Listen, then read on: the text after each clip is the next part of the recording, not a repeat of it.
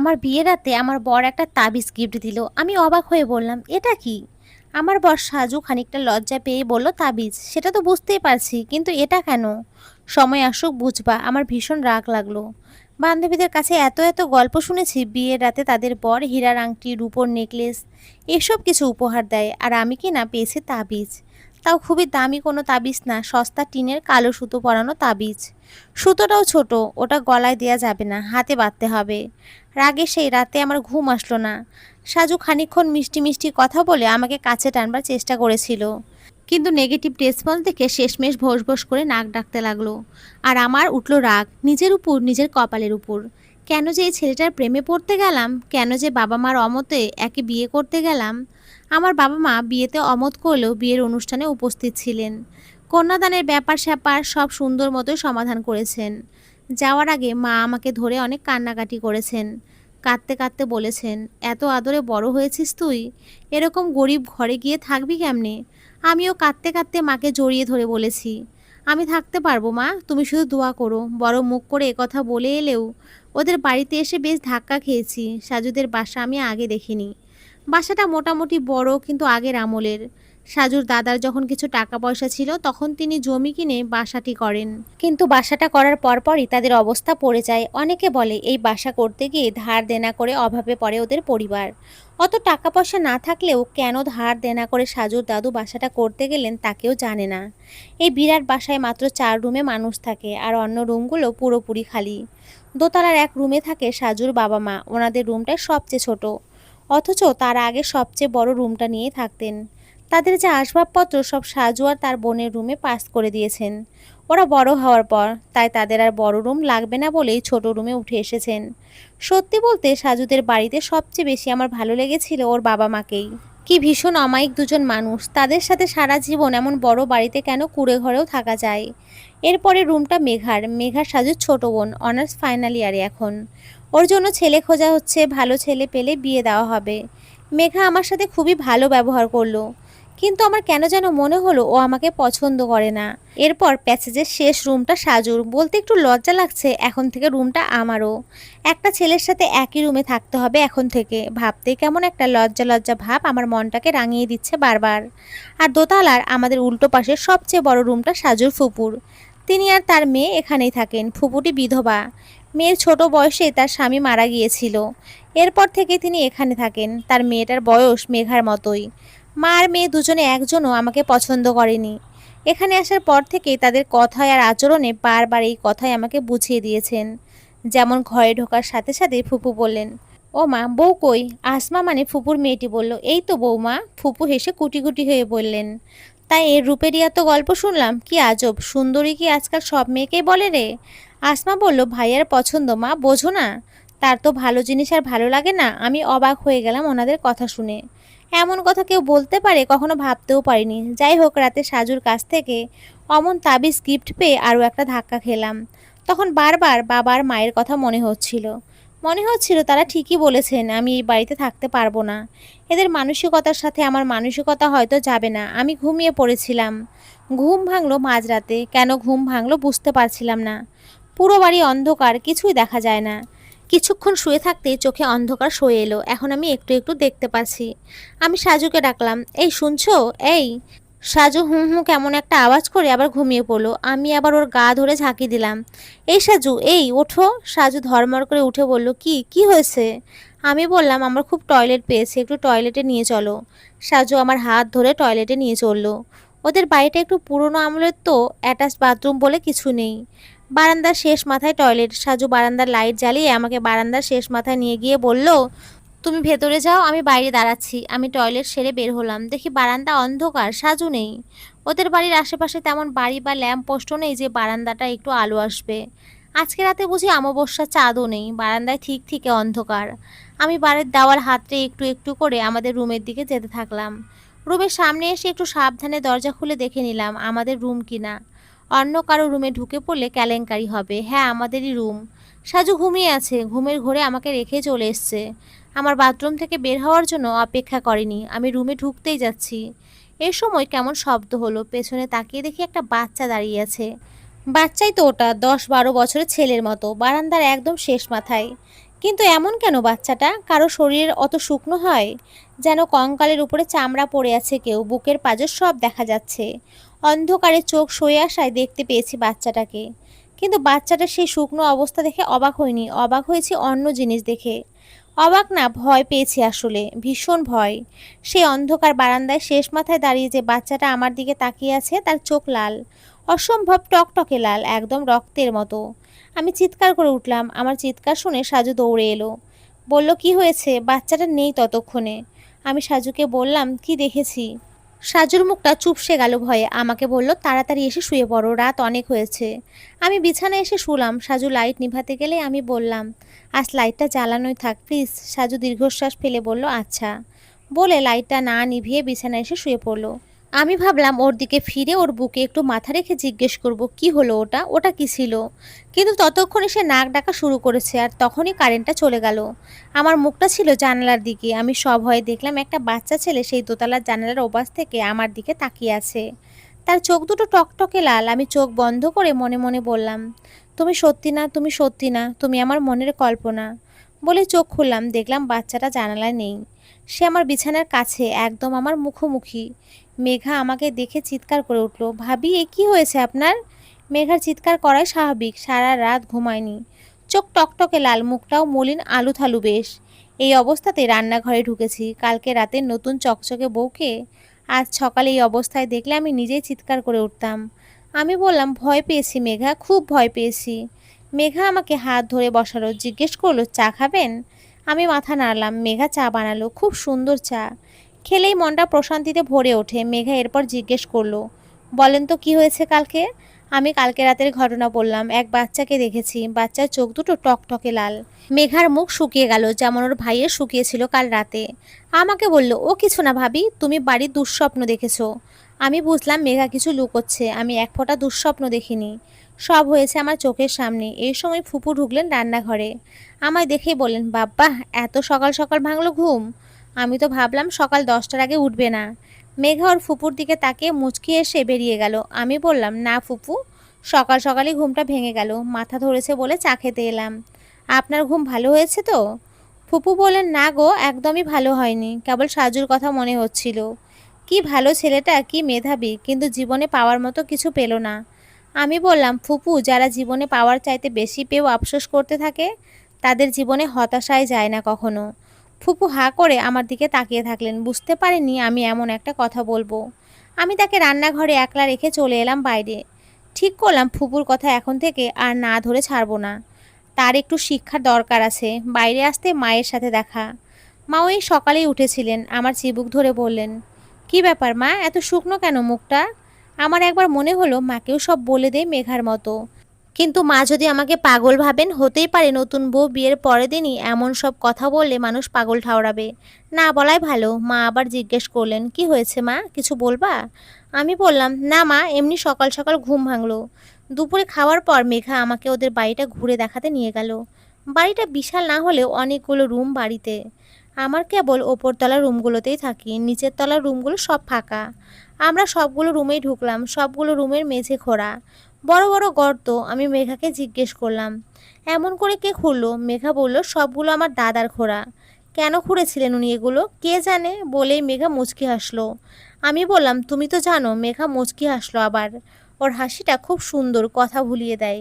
ছেলে হলে ওর হাসি দেখে সব ভুলে যেতাম, মেয়ে বললে ভুললাম না। গতকাল রাতের কথা বারবার খোঁচা দিতে লাগলো আমার মনটাকে। আমি বললাম, মেঘা, আমাদের বাসার আশেপাশে কোনো বাড়িতে শুকনো লিকলিকে 9-10 বছরের ছেলে আছে? মেঘার হাসি থেমে গেছে। সে কেবল বলল, না, নিশ্চয়ই কেউ আছে, শুধু আছে যে তাই নয়। সে প্রতি রাতে আমাদের এই বাড়িতে ঘুরে বেড়ায়। মেঘা তাকিয়ে রইল, কিছু বলল না। আমি বললাম, কতদিন ধরে তুমি ওই ছেলেটাকে দেখতে বলো তো? মেঘা বলল, এমন কাউকে আমি দেখি নাই ভাবি। আপনিও দেখেন নাই, শুধু স্বপ্নই দেখেছেন। এই জন্যই কি তোমার ভাই আমাকে তাবিজ গিফট করেছে? ভাইটার মাথায় বুদ্ধিশুদ্ধি কম, ও কি করতে কি করে ঠিক নাই। মেঘার সাথে আর কথা জমলো না। সে উপরে উঠে গেল। আমি ঘুরে ঘুরে রুমগুলো দেখতে লাগলাম। একদম কোনার রুমটা দেখে বের হয়েছি উপরে উঠব, সেই সময় মনে হলো পাশের রুমের দরজার ফাঁক দিয়ে কেউ তাকিয়ে আছে আমার দিকে। নিঝুম দুপুরবেলা, আশেপাশে কেউ নেই, নীরব নিস্তব্ধ চারিদিক। এর মাঝে এমন এক অনুভূতি, আমার সারা শরীর শিরশির করে উঠল। আমি ডাকলাম, কে? কেউ সাড়া দিল না, কিন্তু তখনও আমার মনে হচ্ছে কেউ এক দৃষ্টিতে দেখছে আমাকে। আমি আর থাকতে পারলাম না, সোজা দৌড়ে চলে গেলাম দোতলায়। বিকালে সাজু আসলো, ওর আজকে ছুটি, কিন্তু অফিসে খুবই জরুরি এক কাজ পড়ে গেছিল বলে যেতে হয়েছিল। সাজু আসবার সময় আমার জন্য একটা শাড়ি নিয়ে এসছে, লাল পাড়ের কালো রঙের শাড়ি। সাজু কাচুমাচু হয়ে বলল, বেশি ভালো দেখে শাড়ি কিনতে পারিনি, অল্প কিছু টাকা জমিয়েছিলাম, তা দিয়েই কিনলাম এটা। প্লিজ কিছু মনে করো না। আমার চোখে তখন টলমলে পানি। বললাম, এর চাইতে সুন্দর গিফট আর কখনো পাইনি। সত্যিই বলেছিলাম আমার মনের কথা। সাজু হেসে বলল, মিথ্যা বলছো জানি, তবুও ধন্যবাদ। ওর মুখের লাজুক ভাবটা চলে গেছে ততক্ষণে। রাতে খাবার পর আমরা ছাদে গেলাম। ওদের বাড়ির সবচেয়ে সুন্দর জায়গা হলো ছাদটা, অনেক বড়। আশেপাশে তেমন বাড়ি না থাকায় আকাশ পুরোটাই দেখা যায়। সাজু আর আমি চা হাতে দাঁড়িয়েছিলাম। মেঘা আসলো সেই সময়। মেঘা সাজুকে বলল, তোদের রোমান্টিক মুড নষ্ট করতে চলে এলাম। সাজু হেসে বলল, কিচ্ছু করতে পারলি না, আমরা এমনিই নিচে যাচ্ছিলাম। তুই আসায় ভালোই হলো, চায়ের কাপগুলো নিয়ে চল। মেঘা বলল, তোদের জিনিস তোরা টান, আমি এখন আকাশ দেখব। আমি সাজুকে বললাম, চায়ের কাপ আমি নেব, তুমি নিচে চলে যাও। আমি মেঘার সাথে গল্প করি কিছুক্ষণ। সাজু নিচে চলে গেল। মেঘা বলল, ভাবি আপনিও চলে যেতেন নিচে, আমার জন্য দাঁড়ালেন শুধু শুধু। না ঠিক আছে, তোমার সাথে একটু গল্প করি বলে চুপচাপ দাঁড়িয়ে রইলাম। মেঘাও কিছু বলছে না, আকাশের দিকে তাকিয়ে আছে। কিছুক্ষণ পর কিছু একটা বলা লাগে বলেই বললাম, তোমার ফুপু তো আমাকে পছন্দ করে না, তাই না? মেঘা হেসে ফেলল। ফুপু এমনই, মুখের উপরে কথা বলে দেন, কিন্তু তার মনটা খুব ভালো। আপনাকে বিয়েতে যে গয়নাগুলো দেয়া হয়েছিল না, সবই কিন্তু ফুপুর দেয়া। তার শ্বশুরবাড়ি থেকে পাওয়া অনেক গয়নায় আপনাকে দিয়ে দিয়েছেন। এটা জানতাম না। ফুপুর প্রতি নরম হয়ে এলো মনটা। তাকে কথা শুনিয়েছি বলে খারাপও লাগছিল। মেঘা বলল, চলুন যাই এখন, রাত বাড়ছে, শিশির পড়া শুরু হয়েছে, ঠান্ডা লাগবে এরপর। পাশ ফিরতে হঠাৎ দাঁড়িয়ে গেল মেঘা। আমি তার পাশ দিয়ে উকি দিলাম। গতকালকে রাতের দেখা সেই ছেলেটা দাঁড়িয়ে আছে। অন্ধকার ছাদে কেবল তারার আলোয় আমরা ছেলেটাকে দেখতে পাচ্ছি। আমরা মানে মেঘাও দেখতে পেয়েছে, নইলে এমন থমকে যেত না সে। হঠাৎই ছেলেটা দৌড়াতে শুরু করলো, ভীষণ জোরে দৌড়ে আসতে লাগলো আমাদের দিকে। আমরা পাশ ফিরছিলাম সিঁড়ির দরজায় যাওয়ার জন্য, কিন্তু ততক্ষণে দেরি হয়ে গেছে, অনেক দেরি। আমার জ্ঞান ফিরতেই দেখি সবাই আমার দিকে ঝুঁকে আছে, সবার মুখে দুশ্চিন্তা, মেঘার চোখে পানি। মেঘা বলল, আপনি অমন করলেন কেন ভাবি? কি করেছি? কিছুই তো করিনি। কেবল কাল রাতে সেই ছেলেটা যখন দৌড়ে আসছিল, তখন ওর আর মেঘার মাঝে দাঁড়িয়ে গিয়েছিলাম। এরপর আর কিছু মনে নেই। মা জিজ্ঞেস করলেন কি হয়েছিল, আমার বলার শক্তি নেই। মেঘায় সব বলল। সব শুনে সবার মুখ কালো হয়ে গেল, ফিসফাস গুজগাছ শুরু হলো। আমার কেন জানি অস্বস্তি লাগছিল। কি বলছে ওরা? কাকে নিয়ে বলছে? মা কি যেন চিন্তা করছিলেন। তারপর বাবা আর সাজু দুজনকে নিয়ে বাইরে গেলেন। তাদের কিছু কিছু কথা আমার কানে আসতে লাগলো। তুই ওটা পড়তে দিসনি কেন ওকে? পড়তে দিয়েছিলাম, ও পড়েনি। বাকি কথা শুনতে পেলাম না। এর মাঝে মেঘা আমার দিকে ঝুঁকে বলল, আপনি আমাকে বাঁচানোর জন্য ওরকম করে আমার সামনে দাঁড়িয়েছিলেন না ভাবি? আমি কিছু বললাম না। মেঘা বলল, আপনাকে চিনতে আমার ভুল হয়েছিল, আপনাকে আমি অহংকারী ভাবতাম, আপনি আমাকে ক্ষমা করে দেবেন। আমি হেসে বললাম, ধুর বোকা, নতুন কেউ পরিবারে আসলে তার সাথে মানিয়ে নিতে একটু সময় লাগেই, আস্তে আস্তে সব ঠিক হয়ে যায়, আমি কিছু মনে করিনি। এর মাঝে মা রুমে ঢুকে বললেন, মা তুমি আজ তোমার বাবার বাড়ি চলে যাও, এই কটা দিন বাবার বাড়িতেই থাকো, ওখানে থাকলে তোমার মনটা একটু শান্ত হবে। আমি বললাম, আমার মন তো শান্তই মা, আমি যা দেখেছি সবই সত্যি। মা বললেন, ওসব নিয়ে আমি আর কথা বলবো না, সাজু তোমায় নামিয়ে দিয়ে আসবে। তোমার বাবা মার আপত্তি না থাকলে কাল থেকে কিছুদিন সাজুও থাকবে তোমাদের বাড়িতে। না, বাবা মার কেন আপত্তি থাকবে? তাহলে তো ভালোই। একটা কাজও করো সাথে, এই তাবিজটা সাথে বেঁধে রাখো। কেন বাঁধছো? কি বাঁধছো? এসব প্রশ্নের উত্তর আমি তোমায় পরে দেব। আপাতত ভেবে রাখো, এটা আমাদের পরিবারের ঐতিহ্য। তাবিজটা কিন্তু ভুলেও কখনো খুলবে না, ঠিক আছে?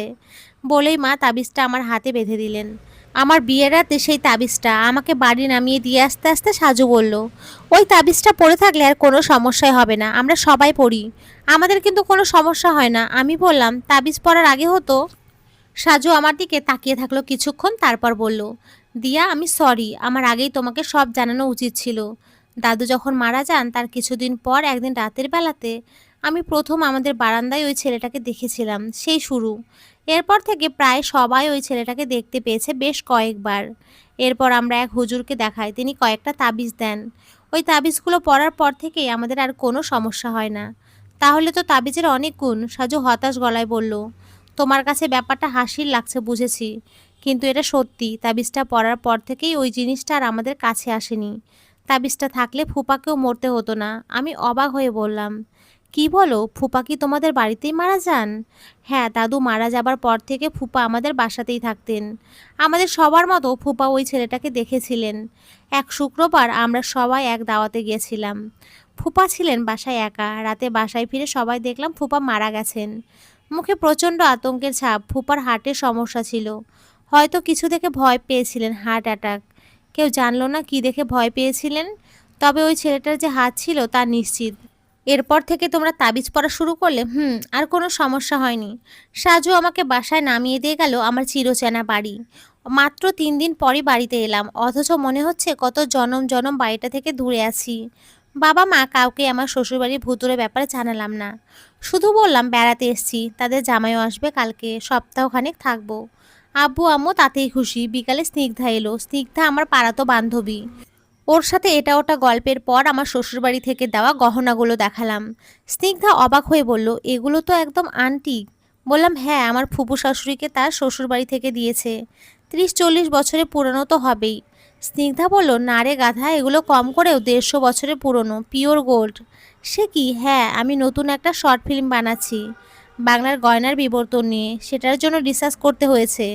এইরকম নকশার গয়না দেখেছি তখন। সে সময় কিন্তু ইংরেজ আমল। এদেশে জমিদারদের দাপট ছিল তখন। জমিদারদের বউ মেয়েরা এসব নকশার গয়না পরতো। ওরে বাবা, আচ্ছা হতেই পারে। ফুপু শাশুড়ির শ্বশুরবাড়ির লোকজন জমিদার বংশের মানুষ। জেনারেশন টু জেনারেশন এই গয়না পাস করছে তারা। Highly unlikely. এসব গয়না এখনও টিকলে ওসব ব্যাংকের ভল্টে রাখার কথা। বউ মেয়েদের গলায় দেবার কথা নয়। যাই হোক, তোর ফুপু শাশুড়ির সাথে কথা বলতে হবে এই বিষয়ে। রাতে স্নিগ্ধা চলে গেল। আমার গয়নার ছবি নিয়ে গেছে সে। আরও কিছু তত্ত্ব তালাশ করবে ওগুলো দেখে। আমি আবার পুরনো দিনের মতো একা নিজের রুমে শুলাম। রাত্রি 11টা পার হতে সাজুর ফোন এলো। ম্যাডাম ঘুমোন নাই? একা শুতে কেমন খারাপ লাগছে। ওরে বাবা টুরুলাভ, তোমার জন্য না, তোমার বাড়ির জন্য। আমরা ফিসফিস করে কথা বলা শুরু করলাম, বিয়ের আগে যেমন বলতাম। এক সময় ভুলেও গেলাম আমাদের বিয়ে হয়েছে। বিয়ের আগের প্রেমিক প্রেমিকার মতো গল্প শুরু করলাম আমরা। গল্প থামলো শেষ রাতে।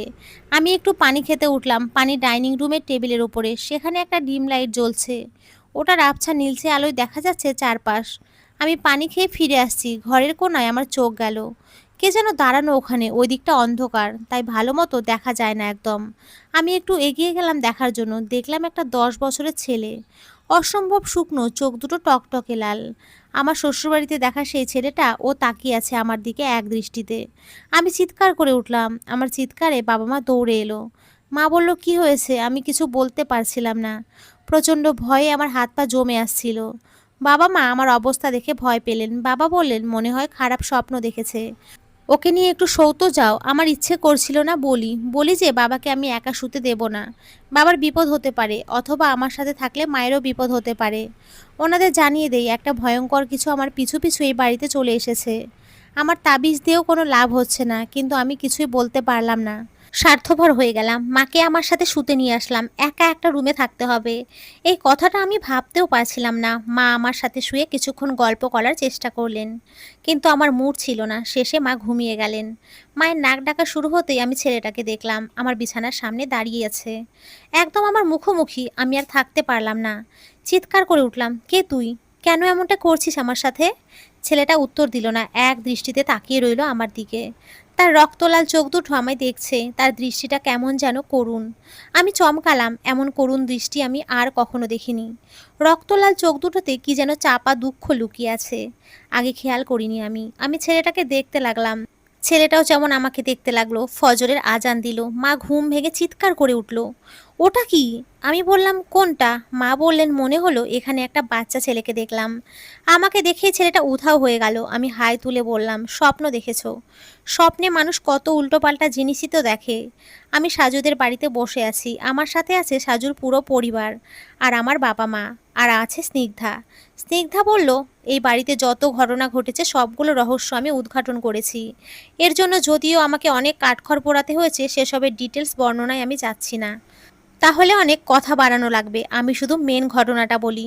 এই ঘটনা শুনেই বুঝবা আমার ডিঅ্যাক্টিভ স্কিল কত হাই। এরপর থেকে সবাই আমাকে মহিলা শার্লক হোমস ডাকা শুরু করবা। সাজু চায়ের কাপে শব্দ করে চুমুক দিয়ে বলল, মহিলা? স্নিগ্ধা বলল, দেখেন সাজু ভাই, আমি খুব সিরিয়াস একটা বিষয় নিয়ে আলোচনা করছি।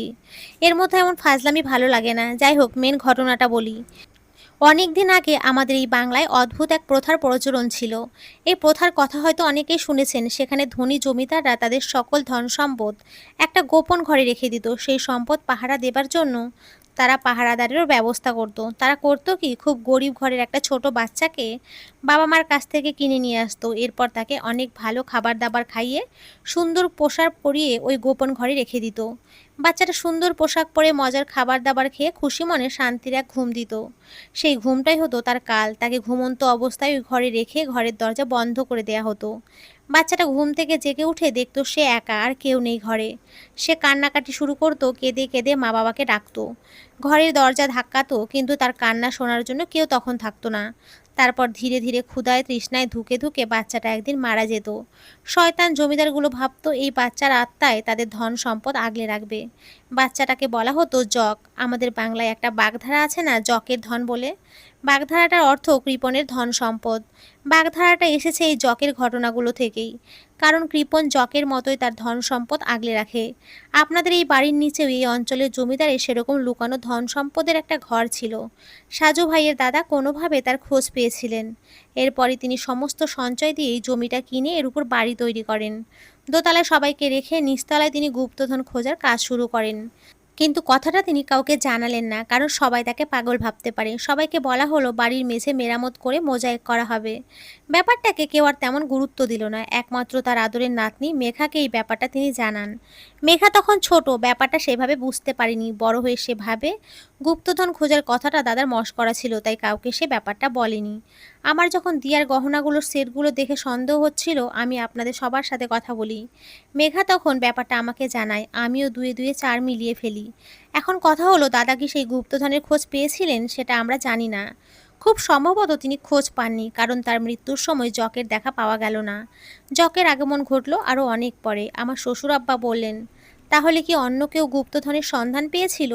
স্নিগ্ধা মুচকি হাসলো, এরপর ফুপুর দিকে তাকিয়ে বলল, আপনি তো জানেন, বলেন তো আপনার হাজবেন্ড গুপ্তধনের খোঁজ কিভাবে পেল? এই জিনিসটা আমি এখনও ঠিক বুঝতে পারিনি। ফুপু বিস্ফোরিত চোখে তাকালেন। সবগুলো মুখ একসাথে ফিরল তার দিকে। ফুপু কোনো রকমে ঢোক গিলে বলল, আমি জানি না। স্নিগ্ধা হাসি মুখে বলল, আপনি সবই জানেন। আমার থিওরি হলো আপনার বর দাদারা এভাবে বাড়ির ফ্লোর খোঁড়া দেখে কিছু একটা আন্দাজ করেছিলেন। তিনি স্থানীয় মানুষ, এই এলাকা নিয়ে স্থানীয় মিত্র, তিনি শুনেই থাকবেন। আমার মতো দুয়ে দুয়ে চার মিলাতেও তারা কোনো সমস্যা হলো না। দাদা মারা যাবার পর এই বাড়িতে থেকে তিনি গুপ্তধনের সন্ধান শুরু করলেন। স্থানীয় মিতগুলো এক্ষেত্রে তাকে সাহায্য করলো। এক সময় তিনি সফল হলেন, গুপ্তধনের খোঁজ পেলেন। সেই গুপ্তধনের কিছু অংশ তুলে তিনি নিজের কাছে নিয়ে যান। সেই সময় জকের আগমন ঘটল। জক তার আগলে রাখা ধন সম্পদগুলো ফিরে পাবার জন্য আপনাদের দেখা দিতে লাগলো। এখন একটা কথা বলি, একটা বাচ্চাকে ধন সম্পদের সাথে আটকে রাখা হয়েছিল বলেই তার আত্মা সব সময় ধন সম্পদগুলো হেফাজত করবে, এমন কথা আমি বিশ্বাস করি না। নিশ্চয়ই এখানে প্রাচীন কোনো কালো জাদুর ব্যাপার স্যাপার ছিল। বাচ্চাটাকে আটকে রাখার আগে সেই কালো জাদু মোতাবেক রিচুয়াল করা হয়েছিল। এতে করে বাচ্চাটা চিরদিন আটকে যায় ওই ধন সম্পদের সাথে। জানি আমাদের আধুনিক সমাজে এসব কথা বিশ্বাসযোগ্য নয়, কিন্তু বিপুলা এই পৃথিবীর কতটুকুই বা জানি আমরা, তাই না? যাই হোক, বাচ্চাটা বেশি আসতেন ফুপার কাছে। শেষমেশ এক রাতে বাড়ির একা থাকার সময় তিনি ভয়েই মারা গেলেন। যেহেতু তার হার্টের সমস্যা ছিল, এক্ষেত্রে আমরা জগ বাচ্চাটাকে তেমন দোষও দিতে পারি না। উনি মারা যাবার পরপরই আপনারা তাবিজ পড়া শুরু করলেন। জকের আগমন বন্ধ হয়ে গেল। আসলে ব্যাপারটা তেমন না। এখানে তাবিজের কোনো কেরামতি নাই। ফুপা ফুপু মারা যাবার পরপরই তারা নিয়ে আসা ধন সম্পদগুলো আগের জায়গায় রেখে আসেন, তাই জকের আগমনের প্রয়োজন ফুরিয়ে যায়। এখন কথা হলো, জক আবার কেন দেখা দিচ্ছে? এর উত্তর হলো, ফুপু আবার জকের ধন বের করে এনেছেন এবং সেটা উপহার দিয়েছেন দিয়াকে। ফুপু চিৎকার করে উঠল, মিথ্যা কথা, ওগুলো আমার শ্বশুরবাড়ির গহনা। স্নিগ্ধা বলল, আপনি কি ভেবেছেন সব খোঁজ খবর না নিয়ে আমি এমনি এমনি আপনার বিরুদ্ধে এত বড় অভিযোগ আনছি? আপনার শ্বশুরবাড়ি থেকে বিয়ের পর একটা সোনার চেন বাদে আপনি কিছুই পাননি, কিন্তু সবার সাথে গপ মেরে বেড়াতেন। আপনার শ্বশুরবাড়ি থেকে আপনাকে এত এত জিনিস দেয়া হয়েছে, তাই দিয়াকে যখন আপনি গহনাগুলো উপহার দেন কেউ সন্দেহ করেনি। শ্বশুর আব্বা বললেন, কিন্তু ও এমন কাজ কেন করবে? স্নিগ্ধা বলল, বলছি। আপনি কি জানেন ফুপু তার মেয়ে আসমার সাথে সাজু ভাইয়ের বিয়ে দিতে চাচ্ছিলেন। বাবা বললেন, হ্যাঁ জানি, ও বলেছিল ওই কথা। স্নিগ্ধা বলল, সেটাই তার মোটিভ। সাজু ভাইয়ের সাথে আসমার বিয়ে দেওয়ার ইচ্ছাটা কেবল নিষ্পাপ ইচ্ছে ছিল না, এই পুরো বাড়ির দখল তিনি নিতে চাচ্ছিলেন মেয়েকে দিয়ে। যাই হোক, তার পরিকল্পনা সফল হলো না। সাজু ভাই দিয়াকে বিয়ে করে ফেললেন, আর তার সব রাগ গিয়ে পড়ল দিয়ার উপরে। তিনি দিয়াকে শাস্তি দেওয়ার ব্যবস্থা করলেন। জকের ধনের অভিশাপের কথা তার জানা। তিনি সেই জকের ধন নিয়ে এসে দিয়াকে উপহার দিলেন। তার হিসাব ঠিকই ছিল। তিনি বুঝতে পেরেছিলেন দিয়া হয় ফুপার মতো মারা যাবে, নয়তো পাগল হয়ে যাবে। আর এর পেছনে যে তার হাত আছে কেউ ধরতেও পারবে না। সবাই ফুপুর দিকে তাকালো। তিনি নীরবে কাঁদছেন। বাবা হতভম্ব হয়ে গেছেন। তার নিজের বোন যে এমন একটা কাজ করবে তিনি ভাবতেও পারেননি। তিনি কেবল শান্ত স্বরে বললেন, তোমার জন্য এত কিছু করলাম আর তুমি এই প্রতিদান দিলে? যাও, চলে যাও আমার সামনে থেকে। আজ থেকে তোমার মুখ আমি আর দেখতে চাই না। ফুপু চিৎকার করে কাঁদতে লাগলেন। স্নিগ্ধা তাকে থামিয়ে বলল, কার কি শাস্তি হবে সেটা পরে দেখা যাবে। আগে আমরা আসল কাজটা করি, জকের সম্পদ জকের কাছে ফিরিয়ে দেই। আমরা নিচতলায় নামলাম। ফুপুই আমাদের নিয়ে চললেন। নিচতলায় কোণার রুমে যেখানে মাটি খোঁড়া, সেখানে একটু মাটি কোদাল দিয়ে সরালেন তিনি। একটা আংটা বেরোলো। সেই আংটা ধরে টান দিতে একটা ছোট পাথরের গর্তর মতো খুলে গেল মেঝেতে। গর্তের মুখ থেকে একটা সিঁড়ি চলে গেছে নিচে। সিঁড়িটা খুব সরু। আমরা সিঁড়ি বেয়ে এক এক করে নিচে নামলাম। প্রথমে নেমেছিল সাজু। সে নিচে নেমেই তার মোবাইলে ফ্ল্যাশ অন করলো। সেই ফ্ল্যাশের আলোয় আমাদের চোখ ঝলসে গেল। চারপাশে কেবল রাশি রাশি সোনার গহনা আর সোনার মুদ্রা। আমরা চারপাশ দেখতে লাগলাম ফ্ল্যাশ মেরে। ছোট্ট একটা ঘর। এই ঘরে জমিদার তার সমস্ত ধন সম্পদ লুকিয়ে রেখেছিলেন। ঘরের মাঝে এক খালি জায়গা, সেখানে একটা ছোট্ট বাচ্চার কঙ্কাল। আমরা কঙ্কালটা ভালো মতো দেখতে যাব তার আগেই পাশ থেকে কিছু একটা নড়ে উঠল। আমরা সেদিকে আলো ফেললাম। দেখলাম সেই বাচ্চাটাকে, যাকে আমি এই 3 রাত ধরে দেখেছি। অন্য সময় হলে সবাই ভয়ে পালিয়ে যেত এখান থেকে, কিন্তু আজ সবার খুব করুণা হচ্ছে বাচ্চাটার জন্য। বাচ্চাটার মুখটা মায়া ভরা, চোখটা করুণ, যেন কত বছরে কত দুঃখ বয়ে নিয়ে বেড়াচ্ছে বাচ্চাটা। আমার খুব ইচ্ছা করছিল বাচ্চাটাকে জড়িয়ে ধরি, তাকে বলি, আজ থেকে তুই আমাদের সাথেই থাকবি। পৃথিবী এখন অনেক বদলে গেছে। এখানে এখন আর কেউ বাচ্চাদের কষ্ট দেয় না। সামান্য কটা টাকার জন্য বাচ্চাদের খুন করে না, কিন্তু আমি পারিনি। কারণ আমি জানি পৃথিবীর কিছুই বদলায়নি। এখনও সব আগের মতোই আছে। এসব আর বদলাবে না কখনো। আমরা ঘরটা আগের মতো পাথর চাপা দিয়ে আসি। শেষ সময়ে পাথরের ফাঁক দিয়ে আমি বাচ্চাটার মুখ দেখেছিলাম। মনে হচ্ছিল এক টুকরো হাসি ঝুলে আছে সেই মুখটি থেকে। এরপর অদৃশ্য হয়ে গেল হাসিটা। আমি আর তাকে দেখিনি কোনো দিন।